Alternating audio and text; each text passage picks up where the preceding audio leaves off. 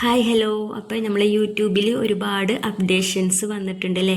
എല്ലാവരും എല്ലാം അറിഞ്ഞിട്ടുണ്ടാവും, എന്നാലും അറിയാത്തവർക്ക് വേണ്ടിയിട്ടാണ് ഞാൻ പറയണത്. ആരെങ്കിലുമൊക്കെ അറിയാത്തവരുണ്ടാവുമല്ലോ. അപ്പോൾ എന്താ പറയുക, ചെറിയ അറിവ് പോലും നിസ്സാരമായി കാണരുത് എന്നല്ലേ പറയാം. അപ്പോൾ അതുകൊണ്ട് ആ ഒരു കണക്കിലെടുത്താൽ മതി കേട്ടോ. അപ്പോൾ എന്താ പറയുക, നമ്മളിപ്പോൾ ഈ ഒരു യൂട്യൂബ് ചാനൽ തുടങ്ങാമെന്ന് വെച്ച് കഴിഞ്ഞാൽ അത് ഒരുപാട് എഫേർട്ട് എടുത്തിട്ട് ഒരുപാട് പ്രതീക്ഷകളോട് കൂടിയിട്ടായിരിക്കും എല്ലാവരും യൂട്യൂബ് ചാനൽ തുടങ്ങണതല്ലേ.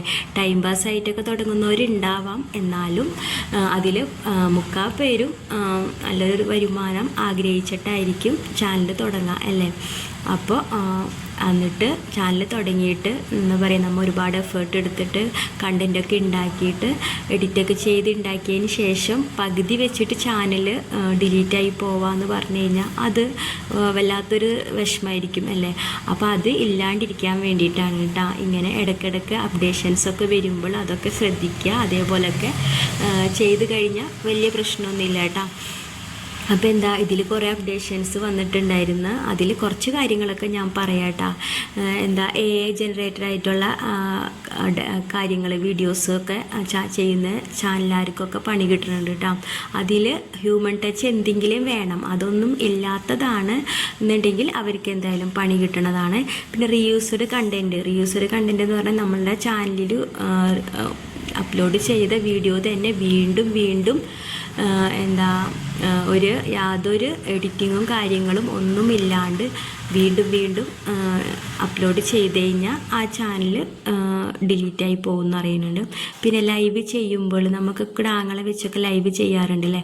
അപ്പോൾ ഇപ്പോൾ പറയണത് 16 വയസ്സിന് താഴെയുള്ളവരെ വെച്ചിട്ട് ലൈവ് ചെയ്യാൻ പറ്റില്ല എന്നാണ് പറയണത്. അവരുടെ കൂടെ മുതിർന്നവരും വേണമെന്നാണ് കേട്ടോ. പിന്നെ എന്താ, ട്രെൻഡിങ് ടാബ്, അത് നമ്മൾ ട്രെൻഡിങ് ഒക്കെ വരുന്ന ടാബ് ഉണ്ടല്ലോ, അത് റിമൂവ് ചെയ്യുമെന്നാണ് പറയുന്നുണ്ട്. അത് ചെയ്യുന്നുണ്ട്. ഇപ്പോൾ ഇന്ന് ജൂലൈ 15 ഇന്ന് മുതൽ കുറേ ചാനലുകാരൊക്കെ അവരുടെ ചാനലൊക്കെ ഡിലീറ്റായി പോയിട്ടുണ്ടെന്ന് പല ടെക് ചാനലിലും കേട്ടിട്ടുണ്ടായിരുന്നു കേട്ടോ. അപ്പോൾ എന്താ പറയുക, അതൊക്കെ ഒരുപാട് ഷോക്കായിട്ടായിരിക്കാം അവരിയ്ക്കുന്നുണ്ടാവുക. അപ്പോൾ എന്താ, ആദ്യമൊക്കെ 1000 സബും 4000 വാച്ച് അവർ ഉണ്ടെങ്കിൽ നമുക്ക് മോണിറ്റൈസ് ആവുമെന്നാണ് പറയുക. പക്ഷേ ഇപ്പോൾ അതൊന്നും ഉണ്ടായിട്ടും കാര്യമില്ല, മോണിറ്റൈസ് നമ്മളെ കട്ടാവും എന്നാണ് പറയണത്. ഇങ്ങനത്തെ പ്രശ്നങ്ങൾ നമ്മളെ ചാനലിലുണ്ടെങ്കിൽ നമ്മളെ ചാനലിനെ ബാധിക്കും എന്നാണ് കേട്ടോ പറയണത്. അതെല്ലാം ഇനി മോണിറ്റൈസ് ആവാത്തവരാണെങ്കിൽ ഇതൊക്കെ എന്തായാലും ശ്രദ്ധിക്കുകയും വേണം കേട്ടോ. നമ്മൾ എന്തായാലും ഒരു വരുമാനം ആഗ്രഹിച്ചായിരിക്കുമല്ലോ എല്ലാവരും ഒരു ചാനൽ തുടങ്ങണത്. അപ്പോൾ ഇതൊക്കെ ഒന്ന് ശ്രദ്ധിച്ചിട്ട് ചാനൽ വീഡിയോസൊക്കെ അപ്ലോഡ് ചെയ്യുക കറക്റ്റ് ടൈമിൽ. എന്താ പറയുക, നമ്മളെ കണ്ടൻറ് തന്നെ വെച്ചിട്ട് അപ്ലോഡ് ചെയ്യാൻ ശ്രദ്ധിക്കുക കേട്ടോ.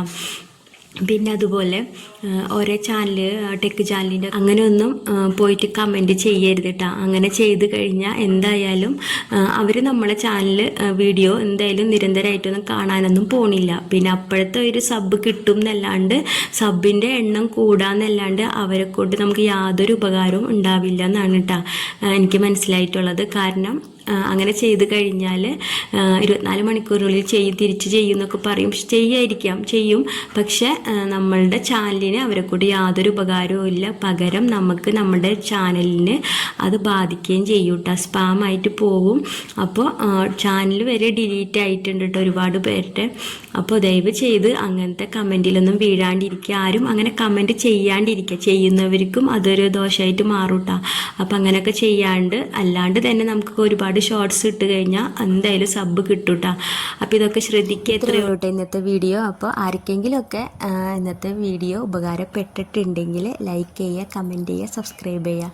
എല്ലാവരും അറിഞ്ഞിട്ടുണ്ടാവും, എന്നാലും എനിക്ക് അറിയാവുന്ന പോലെ ഞാൻ പറഞ്ഞതാണ് കേട്ടോ. അപ്പോൾ ഓക്കെ, ബൈ.